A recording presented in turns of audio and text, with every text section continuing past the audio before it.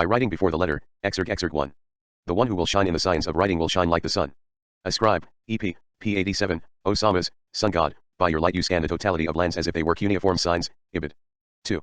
These three ways of writing correspond almost exactly to three different stages according to which one can consider men gathered into a nation. The depicting of objects is appropriate to a savage people, signs of words and of propositions, to a barbaric people, and the alphabet to civilized people. J. Rousseau, Essai sur l'origine de langues. 3. Alphabetic script is in itself and for itself the most intelligent. Hegel, Encyclopédie. This triple exergue is intended not only to focus attention on the ethnocentrism which, everywhere and always, had controlled the concept of writing, nor merely to focus attention on what I shall call logocentrism, the metaphysics of phonetic writing, for example, of the alphabet, which was fundamentally for enigmatic yet essential reasons that are inaccessible to a simple historical relativism, nothing but the most original and powerful ethnocentrism, in the process of imposing itself upon the world, controlling in one and the same order, 1. The concept of writing in a world where the phoneticization of writing must dissimulate its own history as it is produced, 2.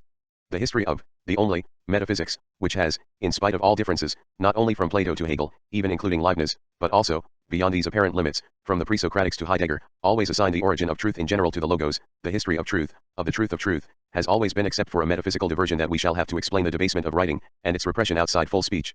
3. The concept of science or the scientificity of science, what has always been determined as logic, a concept that has always been a philosophical concept, even if the practice of science has constantly challenged its imperialism of the logos, by invoking, for example, from the beginning and ever increasingly, non-phonetic writing. No doubt this subversion has always been contained within a system of direct address system aliquid d'oire which gave birth to the project of science and to the conventions of all non-phonetic characteristics. It could not have been otherwise. Nonetheless, it is a peculiarity of our epoch that, at the moment when the phoneticization of writing, the historical origin and structural possibility of philosophy as of science, the condition of the episteme begins to lay hold on world culture, science, in its advancements, can no longer be satisfied with it. This inadequation had already begun to make its presence felt. But today something lets it appear as such, allows it a kind of takeover without our being able to translate this novelty into clear-cut notions of mutation, explicitation, accumulation, revolution, or tradition. These values belong no doubt to the system whose dislocation is today presented as such. They describe the styles of an historical movement which was meaningful like the concept of history itself only within a logocentric epoch. By alluding to a science of writing reigned in by metaphor, metaphysics, and theology, this exergue must not only announce that the science of writing grammatology shows signs of liberation all over the world, as a result of decisive efforts. These efforts are necessarily discrete, dispersed, almost imperceptible, that is a quality of their meaning and of the milieu within which they produce their operation. I would like to suggest above all that, however fecund and necessary the undertaking might be, and even if, given the most favorable hypothesis, it did overcome all technical and epistemological obstacles as well as all the theological and metaphysical impediments that have limited it hitherto, such a science of writing runs the risk of never being established as such and with that name. Of never being able to define the unity of its project or its object. Of not being able either to write its discourse on method or to describe the limits of its field. For essential reasons, the unity of all that allows itself to be attempted today through the most diverse concepts of science and of writing, is, in principle, more or less covertly yet always, determined by an historico-metaphysical epoch of which we merely glimpse the closure. I do not say the end.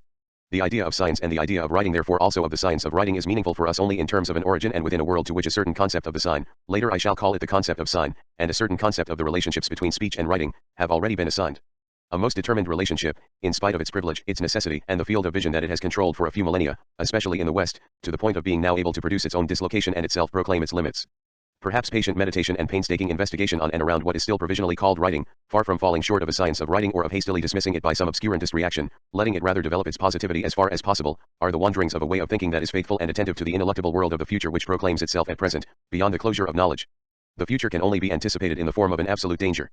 It is that which breaks absolutely with constituted normality and can only be proclaimed, presented, as a sort of monstrosity. For that future world and for that within it which will have put into question the values of sign, word, and writing, for that which guides our future anterior, there is as yet no exergue.